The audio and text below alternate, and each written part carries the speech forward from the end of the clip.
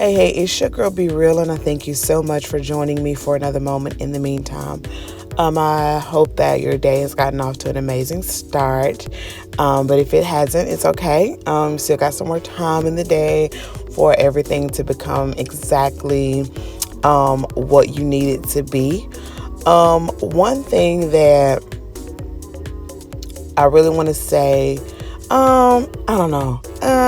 Okay, so all right, so my dad, easily one of my favorite preachers in the whole wide world. For literally years, you could not get me to listen to any other preacher other than my dad, because I was like, no, my dad is my pastor. What do you mean?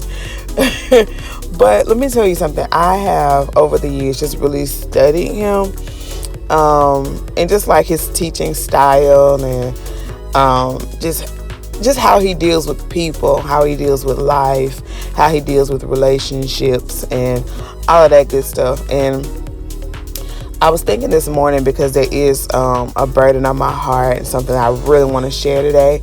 And I'm sure I can find a Bible verse somewhere that would really, tie into what I'm talking about. But there would be some Sundays, my daddy, he would get up, and when it was time for him to preach, he wouldn't really preach. He would just tell us straight up, like, no, we just gonna talk today, And so that's the kind of mood I have right now of, I just want to talk. I just want to talk for a second.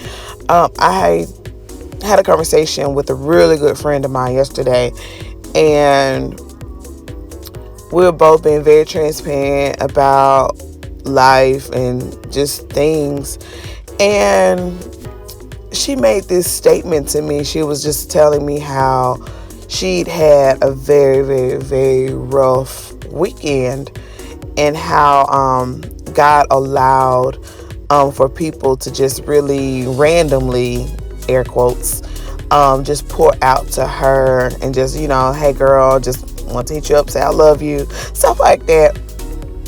And God is that faithful that he would, know how to put you on the hearts of people at the right time. But one of the statements that she made to me was that while she was going through her situation, or just dealing with how she was feeling, she reached out to someone that she thought was just a trusted person who would really be able to help her through the moment or whatever. And the person gave her this very subpar, on the fence, basic, regular response. And so, yeah. Now, I will say this. Sometimes when we're going through our problems, sometimes when we're going through our struggles, sometimes God will alienate you. He will isolate you so that you can turn directly to him, and we can't be afraid of those moments when we don't have other people there to validate our importance, or just really be there as we feel we need people to often be. So I want to definitely address that sometimes people they ain't got it for you. You know what I'm saying? And they ain't got it for you because you need to go to God. You know what I'm saying? God wants to be your everything. He wants to be your best friend in that moment. So allow him to be just that, because the love that he gives is going to supersede the love, the advice, the encouragement of anybody else. So I wanted to definitely go ahead and get that out of the way. But here we go with I don't.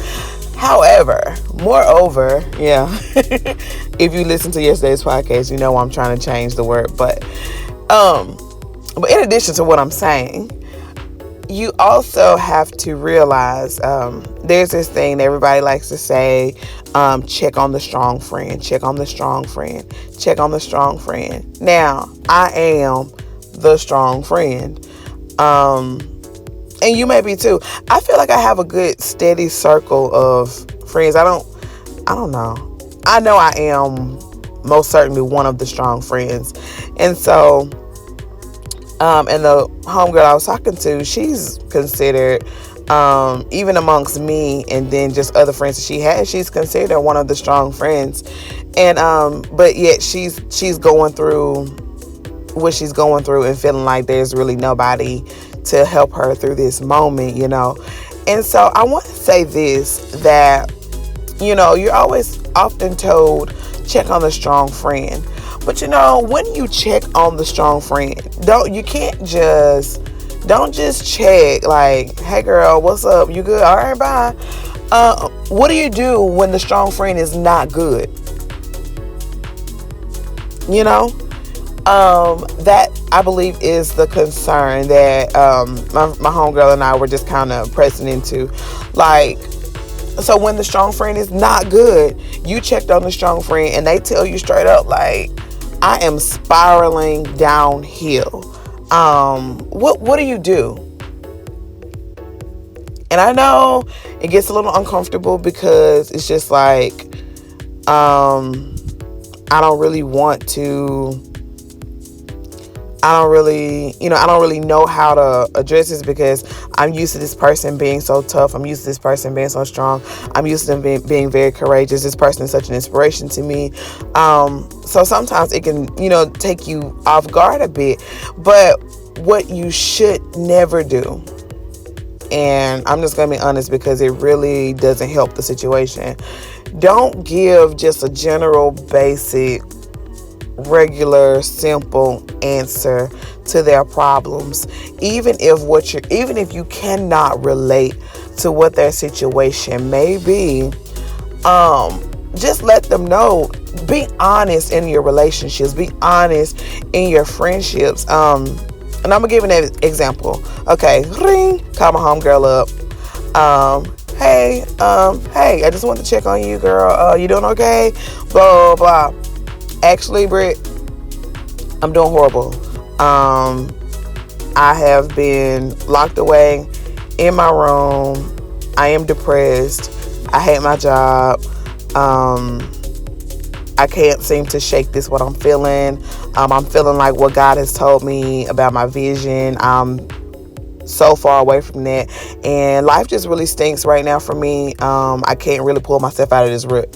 Now, there is a possibility that I can relate to everything she's going through, and I can be like, oh my God. Some people don't necessarily need advice, but what you cannot do as a good friend is give a little gray answer, because it only sends the person deeper into whatever they feeling. So even if you cannot relate, like if you can relate, then relate. But if you cannot relate, then be honest enough to say, girl, I really can't relate. Like, I don't really know the exact thing you're going through. I've never really been through that before. But, I love you. And if you just need me to, if you need me to text you all day, we can do that. Or you might not have time to text all day. But if you just say something to where the person knows you actually care. You know what I'm saying? Don't just, and God is good. He is faithful. And we love him and we trust him. But when certain things are going on and somebody has poured out their entire soul to you, they don't necessarily want to hear from you, it's going to be all right. And I'm the it's going to be all right friend too. I'm always telling people, girl, it's going to be okay. It's going to be all right. It's going to be cool. But you also have to just understand that, like, man, I hope I'm making sense.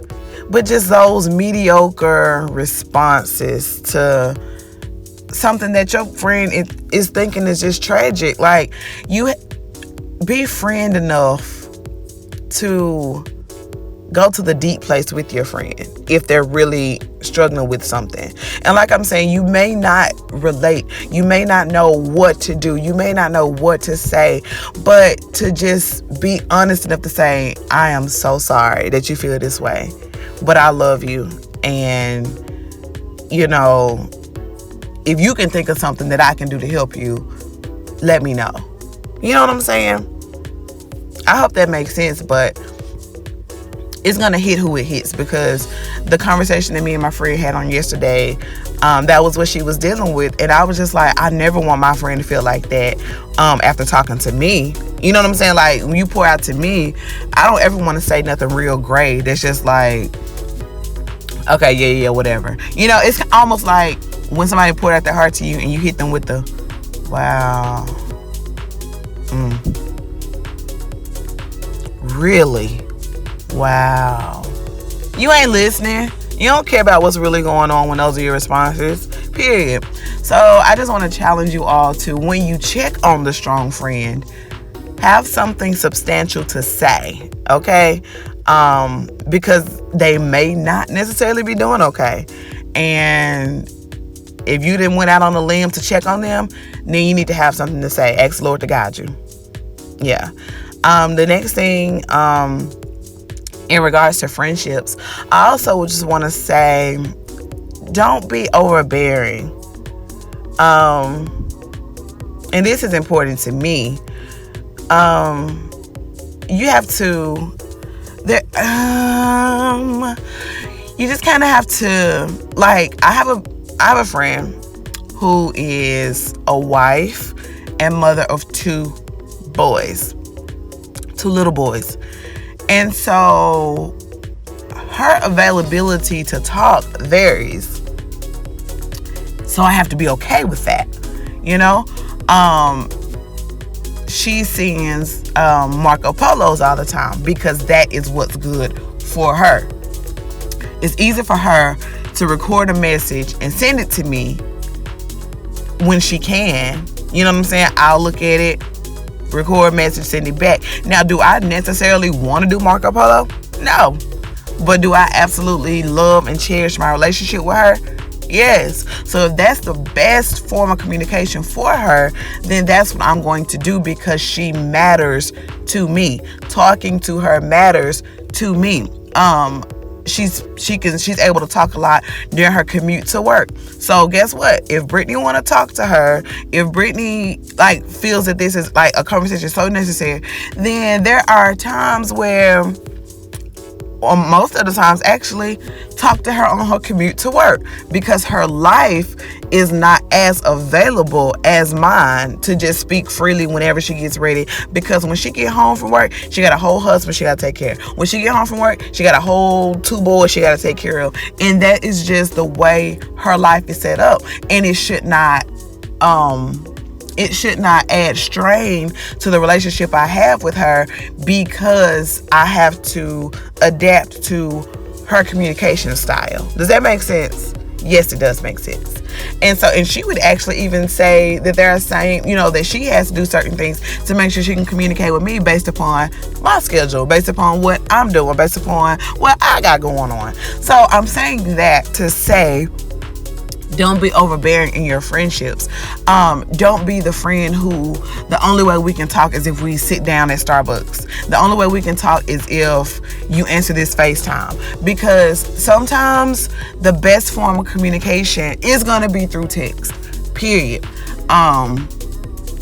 Just period.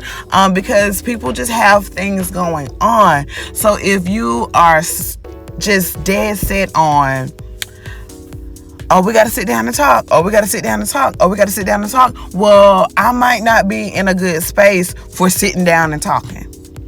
Had you checked on the strong friend to really see what's going on, then you might know that. You know what I'm saying? But I may not be in the best position to sit down and talk. But what you can do, if you just want to catch up with me, shoot a girl a text. That's why it's there. It's okay. Oh, but Brittney, I don't like to text that much. I don't really like. But guess what? Sometimes to maintain the relationships that you deem important, you might have to communicate a little differently. Period. Some people okay, I'm going to FaceTime you.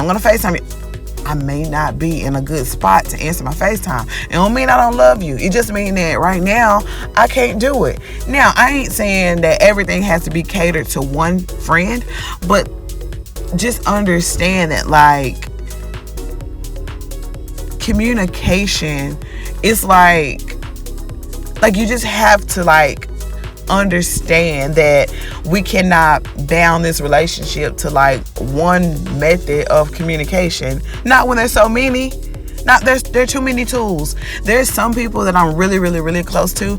We don't get to sit down and talk. We don't get to FaceTime. We don't even get to send each other text messages throughout the day. But you know what? If they see a funny meme on Facebook, or if I see something on Instagram, we're going to shoot it to that DM, and it's going to be just like we've talked and we've never missed a beat. I hope this makes sense. But I think that, or something that's just been dealing with me, is like so many friendships end because somebody gets a feeling away that you don't have to be feeling, because you just kind of like, oh, well, they don't want to talk to me, or I tried to sit down and talk, but they can't sit down and talk back. And it's just like, you got to cool out sometimes. You got to get out of your feelings and just live life freely, okay? See what your friend communication method is, their preferred communication, and do it. Like, if it don't hurt you to do it, do it. Like, I feel like that is the telltale sign of if you really care about this friendship or not. I could be wrong. But I mean, I could be wrong in regards to like y'all's relationships, but for me, that's just the way it gotta be. Period. But I was just thinking about that, and the conversation I had with my friend yesterday just really sparked this entire just conversation of good, healthy, strong friendships, you know?